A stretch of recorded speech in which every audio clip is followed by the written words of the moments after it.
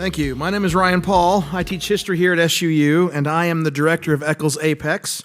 On behalf of myself and the entire Eccles A.P.E.X team, Kason Graff, Lauren Bird, and Kate Scherer, I want to welcome you to this year's Festival of Excellence keynote and our final event of the semester, Beyond Prototypes, Building a More Inclusive Future with Fab Labs. I would also like to thank the Eccles Foundation for their generous and continuous support of this program, the Festival of Excellence Committee, Outdoor Academic Coordinator Kevin Kuntz, and the Provost's Office for making this event possible. I'd like to remind you that today's conversation will continue this Thursday at 3 p.m. on Thunder 91.1 and on the Eccles A.P.E.X Radio Hour podcast, which is available wherever you get your podcasts. This year's Festival of Excellence keynote speaker, Jean-Michel Molenaar, is a driving force behind many of the Fab Foundation's global initiatives. Since 2007, he's played a key role in establishing Fab Labs, which are innovation spaces equipped with digitally controlled machines across diverse environments, from cutting-edge university research centers to refugee camps and war zones. His expertise spans installations, training, and strategic development, continually fostering innovation and collaboration worldwide. Over the years, Jean-Michel has launched Fab Labs in numerous countries, tailoring them to vastly different contexts. He previously managed the Bio Academy, an advanced course in synthetic biology, and served as a professor of the practice in the Department of Biomedical Engineering at Tufts University, where he guided students and faculty in prototyping and advancing research. In his current role at the Fab Foundation, Jean-Michel oversees the deployment of Fab Labs both internationally and within the United States, while also managing much of the organization's online presence. His work encompasses everything from project development and contract negotiations to procurement, logistics, installations, and training, ensuring the successful creation of new labs that expand the network and drive shared research forward. Beyond his professional endeavors, Jean-Michel enjoys skiing, long hikes, home-cooked meals, and sharing these experiences with friends and family. A published author in both French and English, he is fluent in multiple languages and lives in the breathtaking French Alps with his wife and 3 adventurous sons. It is now my pleasure to welcome Jean-Michel Molenaar to Southern Utah University and to the Festival of Excellence stage. Thank you, Ryan.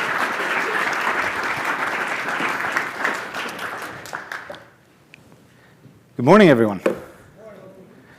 I'm very happy to be here. Thank you so much for inviting me. And it's the first time for me in this part of the world. I've been in many, many places, and it's absolutely stunning. I love it here. And the welcome has been very warm, so it's a delight to be here. I'm going to talk to you about Fab Labs today. Quick show of hands, who knows what a Fab Lab is in this audience? Few people only. Okay, don't worry, I'm going to explain you what it is. That's actually what I'd like to start with. Talk to you about the history of Fab Labs. Where did they come from? How did they came to be? And sort of what the roadmap is that we see within the Fab Labs themselves, but also within technologies that sort of surround that. Kind of looking at where this potentially could take us and how it could transform the world around us. And then I want to talk about what we, the Fab Foundation, which is the organization that I work for, that I very proudly represent today, what we do for the global network of Fab Labs, for the spaces that you can find in many, many countries around the globe, and the different programs and projects that we organize. So I set up the first Fab Lab, and again, I'll get to exactly what this is. About 18 years ago, I think now, in the Netherlands, where I'm originally from. And what's interesting is that a lot of people, when they hear Fab Lab and when they hear digitally controlled tools, they'll think of 3D printers. But when we set up this first Fab Lab, actually there were no 3D printers yet. That didn't exist yet. And the first 3D printer I built was in 2008, which was this machine called a Fab at Home, which was absolutely stunning, and it changed my life. Just the concept that I could make a machine that could make objects for me was sort of a life-changing thing for me, and started off, this path that I've been on. You can buy 3D printers now almost anywhere, and you don't necessarily have to make them yourself anymore, although you could still do that. And the printers you buy today, and I'll talk a little bit more about that later, are way more performant. This thing basically extruded material with a syringe, so you could print with pastes that would harden, or with Nutella. Is something we did in the beginning, which was a lot of fun, but not very useful, to be honest, right? So it was more of an experience of building the machine than actually the machine making something useful. And before I get into what the Fab Foundation does, I'm going to go even further back, well before I was born. And I want to compare computation and fabrication. So how do we build stuff today? And this is one of the first computers that was ever built, the Whirlwind. Not the only one that was built at that period, but one of the first computers. And so a very important part of history, in the sense that this thing took up a room, huge, wasn't very powerful, a lot less powerful than the phones that all of you have in your pockets, that are in your cars and your refrigerators, but a big step towards a different future, right? Another big step was when these two guys with a team invented an operating system, right? So they invented something that they called Unix. And Unix is something that was created to operate on computers, and a derivative of what they created back then is still running on my MacBook today. So I'm using part of what they started today to present this to you. Significant moment in the history of computation.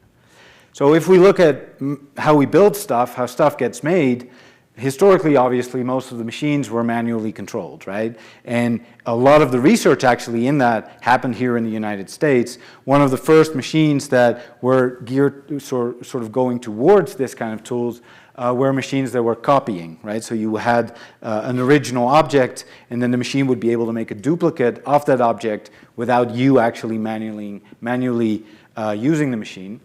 But this was the first time where they connected a computer to a machine, right? So this is one of the first, if not the first, computer-controlled milling machine. So this was a really big, chunky, upright mill that was controlled by a computer that was probably as big as the machine itself.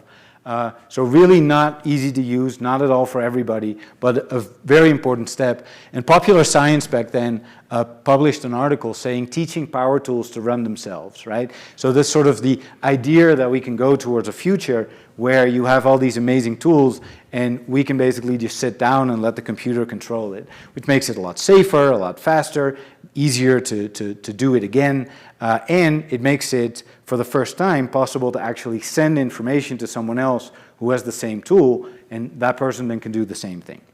So if I compare those two, this is kind of where I situate stuff. And some of the slides I'm showing you actually made by the professor who created Fab Labs, Neil Gershenfeld. So Neil, if you're watching, thanks for letting me use your slides. The computation and the first machine obviously are at the top. And then Fab Labs, and again I'll explain in more detail what those are, but that collection of digitally controlled machines, I kind of situate that at the same height as that moment where they invented Unix, right? So Fab Labs are not the end of something, they're not the final thing, they're a step in a path towards a different way of manufacturing, a different way of consuming objects and materials. And we've gone through a stage where you could get a computer for Christmas, very rudimentary system with switches, and then LEDs at the end would blink or not, depending on the position of the switches.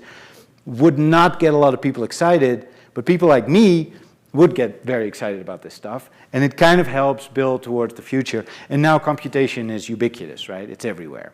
We couldn't imagine a world without computation anymore. So there's already people doing sort of that similar thing, right? Building machines themselves, prototyping electronics themselves, just trying to advance the research even at home. And so the question is, what's the end of that? Sort of where are we going? And here it's Captain Janeway, if all of you can see this, using a Star Trek replicator. So I don't know what Captain Janeway used to drink. I think Captain Picard always took his Earl Grey hot. That would then be molecularly assembled in this Star Trek replicator. But that's kind of what we're trying to get to, right? We're trying to get to a situation where you can make anything anywhere and you don't have to send truckloads of stuff all across the globe. Another way of looking at that is this. You start with one, right? One computer, one machine, and then you go through a phase where it becomes accessible to communities. So it's maybe not yet something you have at home in terms of manufacturing. Computation you have everywhere. You carry it around with you every single day. Manufacturing you don't yet have at home, or most people don't. I do. My kids are very happy about that. And it will become personal, right? So for me, it's already personal. If my kids want a new toy, we don't run to the store. We either download it of one of the websites that have many of these, or we actually design it ourselves. And they're building a whole dragon world, so we keep printing dragons. They're into this stuff right now. Eventually, it will become universal, and the idea is that we can eventually make manufacturing or fabrication ubiquitous. And so the idea of thinking about this is that it's not machines necessarily making stuff, it's matter that can be reconfigured to serve different purposes, right? So I'd like to think that the relationship that we have with applications are a relationship that my children, when they're my age, will have with stuff, right? So when you download an application, you use it for a while on your phone or your tablet until you no longer need it, you throw it away, doesn't take up any space anymore, it doesn't leave any waste. I think we're going towards a future where when you're done with an object, you put it back into the replicator or whatever we end up calling this machine, and it will disassemble it and you can reassemble it into something new. This may be difficult to understand and say like, yeah, that's way too far out, man. If you think back at the moment where they invented Unix, if at that point you would walk up to people, sort of general people in the audience, not people doing this kind of research, and said, hey, in 40 years, we'll have a tiny device like this, and I'll be able to call to the other side of the globe, and I'll talk to Rico in Japan in real time, and he'll see me, and I'll see him, and most people would probably think you're crazy. But here we are, right? It did happen. And even Ken Olsen was one of the owners of Digital, one of the first companies making computers, famously said, I don't know if these were his exact words, but there's no reason for any individual to have a computer at home. Boy, was he wrong. So how do we get to Fab Labs? Well, this Neil Gershenfeld that I spoke about, he at some point at MIT obtained a very big grant with the idea to work on this roadmap towards the future, right, towards the Star Trek replicator. And to do that, he tried to get a machine that would allow him to work in sort of every scale, right? So build really big things, houses, furniture, large stuff, but also work on sort of the molecular scale, right? And then we get to biology as well. And in the middle of this, kind of centered, is a Fab Lab. That's all the equipment that allows you to make this stuff. And to teach people how to use this, he created a class that he called How to Make Almost Anything. And then something very interesting happened, right? Because he thought he would be teaching this class in the context of MIT to engineering students, to people who need to build stuff, right? Who need to work on airplanes and need to know how machines work. But he was surprised to see that students from almost any kind of discipline wanted to take this course, and it's still one of the most popular courses at MIT. And it was not to make stuff for the professors they worked for or for other parts of their curriculum. It was to make stuff for themselves, right? So the killer app of Fab Labs, it's personal fabrication. So there was, a guy who built a web browser for his parrot because he often needed to leave the house and his parrot was alone, and this way his parrot could interact with other parrots via the internet. There was a girl who built a dress which would expand if you get too close because she really liked her personal space and you shouldn't approach too much. There's an alarm clock you needed to physically wrestle to show that you're awake. So that, if the ringing doesn't work, you have to actually get up and wrestle the clock. And really personal stuff for a market of one, right? This is never something you would be able to fabricate for a large market. And to give you an idea of the guy, the kind of guy Neil is, he actually worked on the Martian movie explaining how we could go to Mars without stuff and make everything up there, right? So this idea of molecularly assembling everything. And so that led to a Fab Lab. And so this is a Fab Lab. This is what we install in many places around the world and what people set up themselves. It's all the things you need to work in a lot of different scales. We have large format machining allowing you to make things like furniture, larger objects, but we also have precision machining, which actually allows you to work with the precision of about 100 micron probably, maybe a little bit more, to do electronics. There's a vinyl cutter, there's there's laser cutter, and there's everything you need to do 3D printing and scanning, to do composite materials, to do molding and casting. And very important, there's a connection to the rest of the world, right? So this is a space that's connected to many other Fab Labs that participates in many programs. And actually, these spaces, they work together on projects because they all have very similar tools, right? So the idea of a Fab Lab is that if I go to Rico, I just spoke about him in Kamakura, I go to his lab, and then I leave and I fly to, I don't know, Wellington. I'll meet Wendy over there, who has the same stuff, so I can continue my project. And then I'll fly to Amsterdam, where Henk has a Fab Lab in a very beautiful old building, and same tools, same machines, I can continue my project. And then I'll fly to Boston, and I'll see my colleagues there, and I can continue my project because we have the same tools. So it's really a means of being able to work together globally, and we can even send each other files, right? So if I make something cool and you want it, I can just send you an email with the file and you can make the same thing, right? So Neil put the list of equipment you needed to create a Fab Lab online and said, you know, anyone who wants to do this, go ahead and do it. You know, no papers to sign, no fees to pay. If you want to create a Fab Lab, by all means, create a Fab Lab. And another surprise, we didn't think that would happen, there's now well over 3,000 Fab Labs all across the globe. And some of these we've set up, but a lot of these actually are just set up by people themselves who learn about the project, who learn about the ideas, and they acquire all the tools, all the machines, and they create these spaces. So we're not there yet, right? We're not yet at a point where manufacturing can happen anywhere, and if you need something new, that you can just make it yourself locally, and that, you know, we're not at that stage yet, right? Most of the stuff that we consume is still made in places like this, or well, sorry, the picture is not very clear. There's a picture I took in Shenzhen in China a while ago, and what's interesting to note is all these booths, basically, they represent factories, right? So you can walk up to any of these and you can buy 500 resistors to make some electronic device, or you can get them the exact specifications of a resistor that you need, the package size, you know, the operating temperature, all of these things, and they'll call the factory that they represent, and they can get you a quote for 15 million of those, or 150 million of those, right? So it's that kind of market. And so most of our electronics are still made in spaces like that. And what's so interesting about these areas is that it's not only electronics, right? So just above Shenzhen, there's a little village called Dafen, where all the people who live there, most of the people who live there, are really amazing artists, right? So these are painters, sculptors, and what these people do is they create copies of very famous paintings, right? So they'll create copies of Van Gogh and Monet, and these oil paintings will then be shipped to the rest of the world and sold for people to hang in their homes. So manufacturing still very much is centralized, right? It's still very much that we make things. There's a village, there's literally a village where they make Christmas decorations all year round.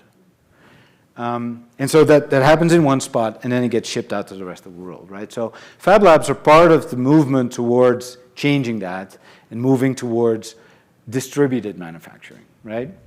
Now, I'm going to add in a third thing, right? So I talked about computation, I talked about manufacturing. I also want to talk a little bit about biology. So when I was in Shenzhen, we got invited by BGI, which is the Beijing Genomics Institute. And they had just built this. I think they have newer versions of it now, but this is the BGI SEC 500. And this machine can sequence 2 full human genomes every 24 hours. So we're all made of DNA. I think most of you are familiar with this kind of stuff. And we have tools now that can actually read DNA like this. We can sequence it or write DNA to create custom DNA. And this hasn't been around for that long. Right? So one of the people who worked on this a lot is George Church, a Harvard professor that I also ran a project with. And the first full human genome that was sequenced took about 23 years and billions of dollars, this is $1991, to actually be able to read a full human genome. And this machine, they probably have a new version now, but costs then $250,000, which is nothing compared to the billions that it cost before, and can do 2 full genomes every 24 hours. Now, they even have a space where a lot of these machines are lined up, and so these are cranking out AT, Cs, and Gs 24 hours, every single day, people sending in their samples and then getting back the data. And we walked around there, and there's a poster outside that says, "My life in my hands." I don't know if you can see that well. And I kind of bumped the big boss that we were visiting the area with, and I was like, "It's more like our life in your hands at this point, isn't it?" And he kind of chuckled, and then that was the end of that conversation. So it's interesting to see how manufacturing actually gets also close to biology and actually influences biology a lot, and the other way around, because the way they built this machine was with about 90% off-the-shelf parts, which is mind-boggling, right? So you build a new machine, you just go to a market, you buy 90% of the parts, you have to make a few things, and you build this really innovative new machine. And when you look at biology, there's even a lot of movement towards looking at biology with more of sort of an engineering point of view, right? So iGEM, which is a global competition around synthetic biology, actually has this interesting website where you can see parts very much like, nuts and bolts if you're putting together a vehicle. And you can use these different parts to then make different biological systems. There's a company in Boston called Ginkgo Bioworks, and they actually are run by someone who was into computing, right? So he's looking at biology from a computing point of view, not from a biology point of view, which radically changes the way we do these things. And what's also very interesting is that manufacturing and biology, in terms of precision and in terms of what they can make, are actually also getting closer to each other, right? So there's a company in Texas called Fab Labs, and they work on atomically precise manufacturing. So what their goal is to be able to place individual atoms to create objects. And then on the biology side, you have Kate Adamala, who has a lab where they create what they call synthetic minimal cells, right? So in some ways, you could say that they create life, right? They create these cells that normally grow in us, in other living entities, but these cells are not alive. They are fully created in a lab, but they function as a normal living cell. And this allows us from both sort of ends, from both different directions, to get the creation of very small things, right? So if we think back of this idea of something that's able to manufacture stuff locally, this idea of a Star Trek replicator, we're literally getting close to being able to do that kind of stuff, both in engineering and in biology, right? So another way to compare that, say that in silicon, when we make a phone, right, you go from a schematic design to fab. There's the VLSI, very large-scale integration. We make these chips that no single person can make a chip anymore. It's teams of hundreds of people in many cases, to eventually making products. And we can start doing the same in biology, right? We have what we call biofab, where we go from bits, from zeros and ones from a computer, to eventually expressing things in cells and being able to manufacture molecules, custom molecules, with these cells. And then additionally, Fab Labs actually are in many cases getting interested in biology, right? So Fab Labs have all the tools that I spoke about, the laser cutters, the vinyl cutters, the 3D printers, but a lot of the Fab Labs are also starting to build tools for biology, right? So they're making centrifuges and microscopes, they're making systems to run gels, they're making the things you need to be able to do biology in the lab itself. And when it comes to the technology that's commercially available, that's also advancing rapidly, right? So this company, Nanoportec, they make tiny DNA sequencers that you can literally slip into your pocket. And these can't sequence a whole human genome, obviously, but if you want to do typing, if you want to figure out which type of animal you're looking at or which type of species you're dealing with, then these tiny sequencers are actually all you need. And it costs only a few $100s to have one of these.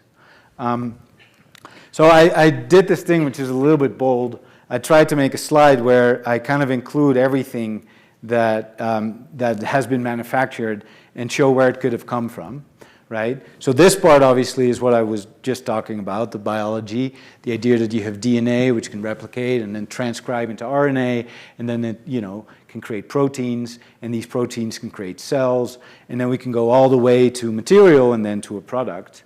And the only thing I have to add to get to all of the products are inorganics, which we then get through mining, right? So again, this is a bit of a bold slide, but to a certain extent we could say that every single product that we have in the world comes from either inorganics or sort of this more biological process. And what I think is important that we start doing is that we have to look at, in education, we have to look at teaching people not just one of these pillars, right? Historically, people are either really good at this stuff or at this stuff or at that, but there's very few people who are actually knowledgeable across the board who can talk about gene expression control and then also material development, right? And I think we're starting to see people who do that, but for me, it's important that in education, we start to look at all these things in a less siloed way and in a way that's more transversal, and it will allow us to create things in radically different ways. Again, looking at biology with the mind of a computer scientist, and maybe looking at computer science with the mind of a biologist. So the slide I had before that I stole of Neil, I updated it because I need to add this biology in here. So the way I did that is I kind of tried to figure out what would be the same level, right? So first machine, first computer, first time we kind of understood DNA, we understood our genomes. That sequencer that they build at BGI is, cheap enough to be able to be available to communities. Again, not something you have in your home yet, but it will get there. And there's a ton of community biolabs. In the US, there's a lot of those, where people experiment with synthetic biology, either making the tools themselves or getting the tools from universities via donations. There's a lot of these spaces that are very similar to Fab Labs, with the differences that you don't use a laser cutter, but you're using a centrifuge and an autoclave to do biology. And then I wondered, like, what's the Star Trek replicator equivalent in biology? And I was thinking, like, maybe it's, that the astronaut of the future, we're not going to put these people in a box and then shoot them up into space and then they get stuck there for 9 months. I think it was 9 months that these people got stuck there. But maybe the astronaut of the future is the ship, right? Or we genetically modify humans in such a way that we add a little bit of tardigrade in there and they can actually happily flourish in space, right? So there's a lot of science fiction about this that sort of talks about this kind of stuff, and I see people going like, yeah, now you're going a little bit far, man. But if you're one of those people, or if you're just interested in this stuff, I could recommend any of these 3 books. I really love Regenesis by George Church. That kind of talk more about this kind of stuff and maybe give you the idea that I may not be completely insane when I say these kind of things. And that it's actually possible to get to a future where computation and manufacturing and biology kind of work hand in hand and all go in the same direction, right? So that was the past and a potential future where we may go to. So let's get back to Fab Labs. We were very proud at the Fab Foundation. End of last year, Fab Labs were in the crossword of the New York Times, workspaces with 3D printers and laser cutters informally.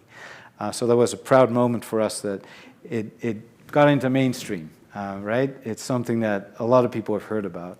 And we really think that we're getting to a point where it's getting spread over the world so much that a lot of people are going to have, more and more people are going to have access to these tools and are going to make things locally and make things for themselves, right? This idea of local manufacturing while still being globally connected. And it's going to change a lot of things. right? It's not only going to change the way we live and we work and we play, but it most likely will change politics, and it will change all sorts of international relations, right? It's often hard to think about these things, but I'd like you to just, for a moment, reflect on the way the internet, right, has changed our society and changed our world. And I think what's important to understand is that when the internet just was created, I don't think anybody could really foresee the impact that it would have on this world. There's a famous interview with David Bowie, one of my favorite artists, where the interviewer tries to get Bowie to explain the internet to him. For some reason, Bowie knew about this stuff. And he keeps saying, like, no, but it's an alien life form. You can't understand it. It's something so far out that we can't yet, see it and understand it. But so Fab Labs are going in that direction, right? And so next to the machines, a lot of the tools you need to use the machines and the information you need to actually make stuff is also getting more and more available, right? So there's tons of websites like Thingiverse and Instructables where you can download files and just 3D print them. So in many cases, if you don't know how to use CAD, which stands for computer-aided design, so these are software packages that allow you to design parts that you can then manufacture, you can actually just download these files and you can make these things on your own. And there's also a lot of companies like Sculptio that actually offer you the 3D printing services or the manufacturing services, right? So again, if you want something for you, that idea of that market of one, that is totally a possibility, even if you're not great at design. We're really going towards a future where anybody can make anything locally. And there's even things you can do which they didn't really foresee, right? McMaster, some of you might know this, is where we get all our hardware if we build machines. They actually put the 3D files of most of their products online. And so what you can do is you can download the file and then you have it printed and then you don't actually need to buy it. Don't tell them I told you this. So a lot of this stuff is advancing at an enormous pace. Just for instance, when you talk about 3D printing, a lot of times when we talk about 3D printing, people think of FDM machines, fused deposition modeling. So these are machines that have a plastic filament that gets pushed into a nozzle and it gets heated, so it becomes semi-liquid and it gets deposited and then solidifies again, and that's how you make stuff. But there's many more ways of doing 3D printing. Many of the spaces that are a little bit more advanced, they may have SLA machines, stereolithography. So this uses a resin, a liquid material that you then harden with light, either arrays of LEDs or lasers. And then there's a lot of more advanced printing where you actually use powder. So you use very fine grained material, and then you deposit tiny layers of these grains and then fusion them together. So the way you can fusion material together is either with a binder, so it's like a glue, you could say, or you can use a laser or an electron beam in some cases if you want, for instance, to do metal printing, right? So there's additionally machines that aren't just 3D printers, right? So we're going towards machines that will first 3D print in metal a part which is not fully perfect, and then come in with a milling machine, so a spinning tool that removes and sort of smoothens the surfaces. So this in industry is advancing at an enormous pace, but even in Fab Labs, it's advancing really fast. The first Fab Labs we built were commercial machines that were available locally, that we bought, we installed, and we learned how to use them. But quite soon in sort of that process, we started building our own machines, right? So there's many master machine builders around the world. Jens Divik there at the top left in Norway is one of these people who are not necessarily interested in the stuff you can make with these machines. They're really interested in the machines themselves, right? And so this is really interesting because, again, you can think of that market of one idea where if you build a machine, it doesn't necessarily have to have the same size for everybody, right? I like building skis, so if I have a milling machine, it doesn't need to be very wide. It needs to be long enough for my skis, but it doesn't need to be very wide. Someone who likes to maybe, I don't know, make boats, may need a different sort of size and shape of a CNC mill, but all of this is relatively easy to make. And my good friend Daniele Ingracia, who has a company in Germany called In Machines, they really did something quite amazing, and this came out recently. They built a whole version of a Fab Lab that's completely open source. Now, I haven't used that term yet. For those of you who are not familiar with that, open source basically means that all the code and all the knowledge surrounding an object or surrounding a piece of software is freely available for you to use. So you can't only use the machine, you can also change the machine to your flavor, to fit your needs. And so they have this Open Lab starter kit. This is the third version. They've done a few iterations. I actually built one of their lasers myself with my oldest son, so I have a home-built laser at home that they invented. But all of these machines are open source. So again, you could buy them from them, and then they'll happily ship them to you. You could also buy a kit from them. They'll ship you all the parts, and then you have to put the machine together. But you can also just go online, download all the plans, get all the data, go to McMaster, buy all the stuff, and put together the machine. Zero to pay to them. You know, it's all freely shared. And so there's a small CNC mill that we, in general, in the Fab Lab use for doing electronics, precision work. We make our own PCBs. There's a large CNC mill that we use for molds and things like furniture. They have two 3D printers, a small one which is the size of the ones you most likely have in your makerspace here that I very much look forward to visiting later today. But they also have a very large CNC mill which can print, you know, things the size of this chair. And then there's a 3D scanner, there's a small and a large laser cutter, and a vinyl cutter. So now we're at the point where if you want a Fab Lab and you have a Fab Lab, you can actually make it yourself, right? So Fab Labs also start to now self-reproduce. So I've been talking a lot about technology, I've been talking a lot about the machines, but we wouldn't be here, I wouldn't be here, the Fab Foundation wouldn't be here if it wasn't for the people, right? So what's maybe the most amazing about this Fab Lab movement is just the community that has been created.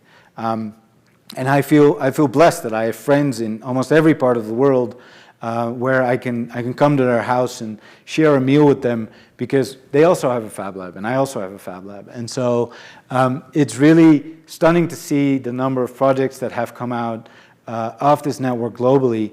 Again, not just people working together because they're geographically in the same area, but people working together over vast distances, literally, you know, people on the other side of the globe, because they're working on the same project, right? So it's people wanting to do the same things, that have the same issues, that have the same questions, and they can share and work on all these things remotely because we have this huge community. So now I want to talk about the Fab Foundation and what we do to help all this forward, to help the network, and to help the community that we so love and that has grown huge to huge scale over the year. So the Fab Foundation was created about 16 years ago as a nonprofit, and it didn't go right the first way, the first time around. The mistake that was made was that we thought that Fab Labs would like some form of guidance and control in a way. And that's a big error when you're working with people who are all sort of open-minded, want to share knowledge and want to do their own thing locally. They really don't want to be told what to do, right? So the first time around, the Fab Foundation didn't work out, and we realized that what we needed to do is create an organization that was there for the labs, but that wouldn't tell any of the labs what to do or how to do it, right? So we organize all sorts of things that I'll talk about, and we really see ourselves more as an organization that is there for guidance and to shepherd the global community of Fab Labs, but we're not there to tell them what to do. We're not there to tell them which direction to go, and that's a very important thing for us. So we have a team. Most of the people are in the continental U.S., but we have people spread over the globe. Our communications manager is in Colombia. We have people doing installations in Africa, in India. I just sent Sibu, my friend from India, to Armenia, where he's now installing a Fab Lab as we speak. So we really have people all over the globe, and we are, I'm happy to say that we have a nice diversity in the organization. And these have, you know, come to be my friends. I really love these people because there's this notion is we're not just working on some kind of commercial system where we're trying to sell as much things as we can, where we have this, you know, naive notion that maybe we can change the world and make it a little bit more equal and equitable. So one of the big things we do is education, right? So I talked to you about this class in the beginning of my talk, How to Make Almost Anything. There's actually a version of that class that got that is still being taught that started this idea of the Academy. The Academy is a term that was coined, I think, by Nadia Peek, who is another person. She's an amazing machine builder at the University of Washington. And the idea of the Academy was to be the academy of almost anything, right? So you can learn how to make almost anything, and then now we're trying to create this academy of almost anything. And so we have several courses. The biggest one is the Fab Academy. And the Fab Academy is exactly the same as How to Make Almost Anything, right? So I used to live in Boston. I was on the faculty list for the Harvard cohort that did the course over there, and I've helped out with Fab Academy for many years, and I can tell you that Neil, when he teaches the classes, he talks in exactly the same way. So to take these classes, you can either go to MIT, pay tuition over there, or you can do it, you know, in Peru with Benno, or you can do it in Paris with Romain. You can go anywhere on the globe almost, find the Fab Lab that participates in this, and there's about 35 countries, and you can learn how to make almost anything. And what's important in our courses is that these are not the kind of courses that you can just do on your own at home, right? So you come home on Friday, you go and sit on the couch, you watch a video, and then maybe you fill out some stuff, and then you graduate or not at the end. It doesn't work like that. We want people to take these courses in a Fab Lab, in a peer group with other people, so there's group projects, people have to work together, and what's fascinating is that because we have all the same tools and materials, people often start to work together with people from different labs in maybe 5 countries over, just because they want to do a very similar project. So this was the first class we started, and then a class which is currently not running sort of globally, it is available at MIT, was something that we started to think about with George Church, so this Harvard professor in synthetic biology. He's an amazing guy. He's one of the first people that put his full genome, so the full information about himself, freely available on the internet for people to study and to learn from. So one of the things everybody immediately learned is that he has narcolepsy. And when you're sitting with him in his office and brainstorming this kind of stuff, at some point I said, George, you're going a bit too far. He was like, man, I don't even know if I'm awake right now, so what does it matter? So we created this version of How to Make Almost Anything that we called How to Grow Almost Anything, and that was about synthetic biology, right? So then instead of doing laser cutting and CNC milling and molding and casting and embedded electronics, we do protein design and 3D bioprinting and you know, how to engineer your gut microbiome and these kind of things. This was a little bit too high level, right? A little bit too much for most people. And most of the Fab Labs weren't able to actually make all the tools that you needed for it. If you do a project in Fab Academy and, I don't know, your milling bit breaks, then you can clearly see that you didn't set up the machine right.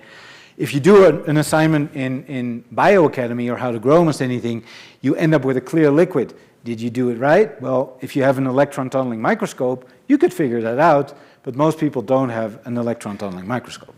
So this is still available at MIT. We hope to be able to do it globally again in the future, but for now, that's not the case. There's a few other courses. There's the amazing Fab Academy, which talks about using computation to do fashion and to do fabrics.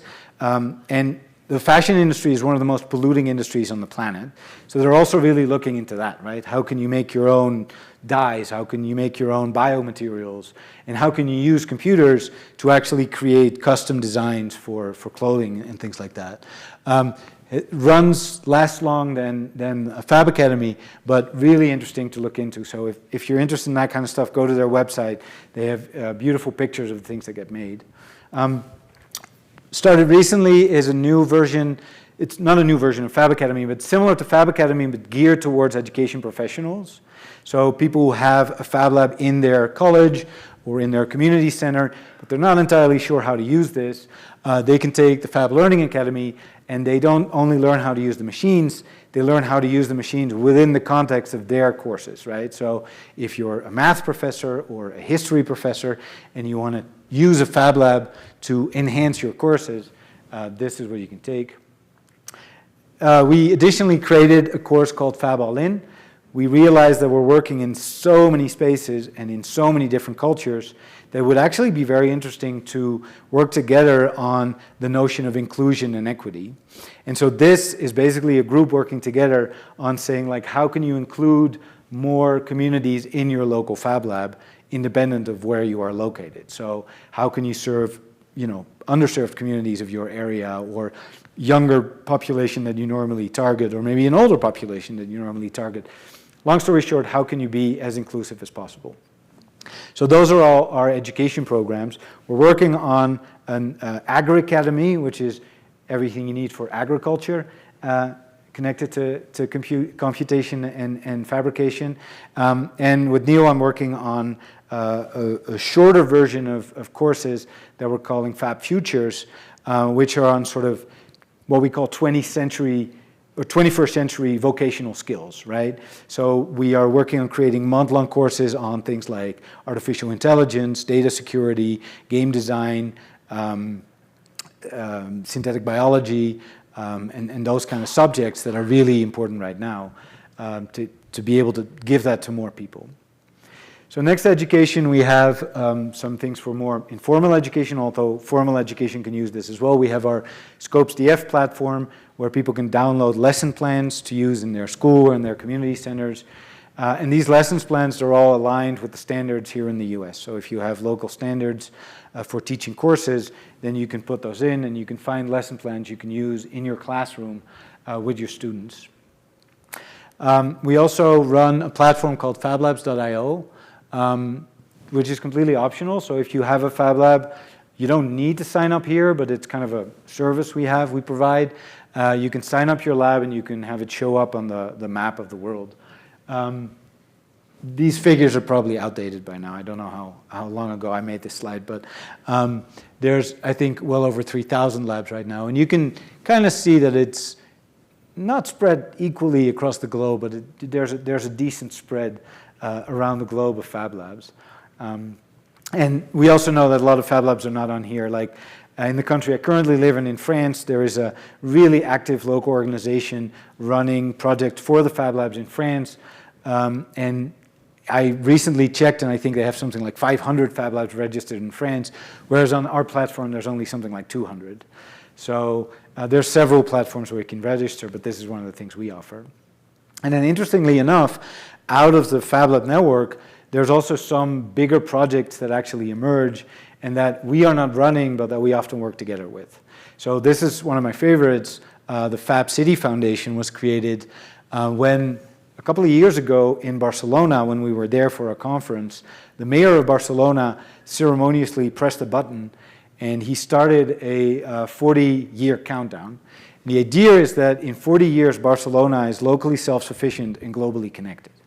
Right? So what that means, and since then a lot of other places joined this movement, Georgia, not the state, the country, by the way, if you're wondering, but a lot of areas are doing this, and their idea is this. We have to go from product in, trash out, right? So you buy a product, you consume the product, and then it becomes trash and you throw it away. We have to go to data in, data out, and we have to build systems that are locally completely self-sustained, that create all their food, that create all their needs, but that also deal with all of their waste. And so imagine that in the future we can put Las Vegas on a rock and shoot it into space and it will still function just as it does today, but it's completely self-contained. That's kind of what they're working on here. So are we going to get there in 40 years? Well, I just talked about computation and how we went from the invention of Unix to these tiny pocket computers that we all carry around that are insanely powerful. So who knows? I actually think we might. Next to that, we also run Fab events. So we've done this for 20 years. We're going to go to the Czech Republic this year. Last year we were in Mexico. Year before we were in Bhutan. And next year we're going to be in Boston. So if anyone wants to come, join us there. And these are wonderful events where people from Fab Labs all over the globe come together to build projects together, to learn from each other, and to just have fun. And then next to that, we also set up Fab Labs, right? So the Fab Foundation creates different kinds of labs. We now create super labs, which are between $2 and $3 million of equipment. We've just finished setting one up in North Carolina and the University of Charlotte.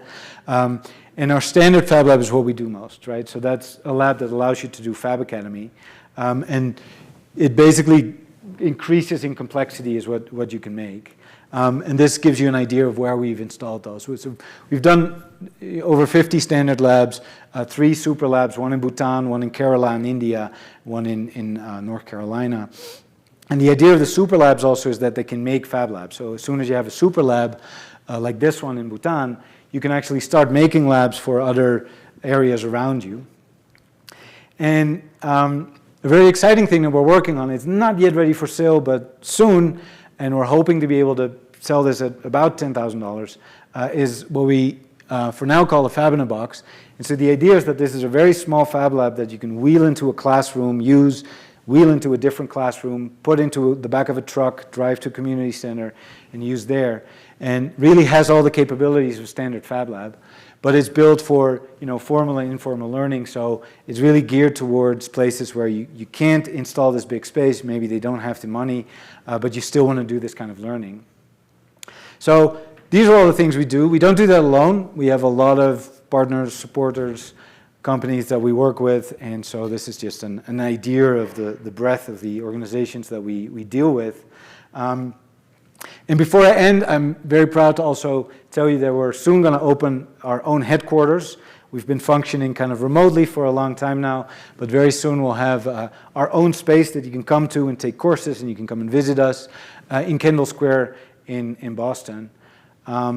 And we'll be able to use that also to prototype things for the larger community globally. So I'm very excited about that. So if you want to learn more about the Fab Foundation, if you contact us, you may actually end up with me anyway. But you can also subscribe to our newsletter. We send them out once a month, not more. And you can remove yourself if you're not interested anymore. And if you think any of the stuff I said is silly or interesting or weird, come and talk to me. I love talking about this stuff. I love hearing ideas of other people.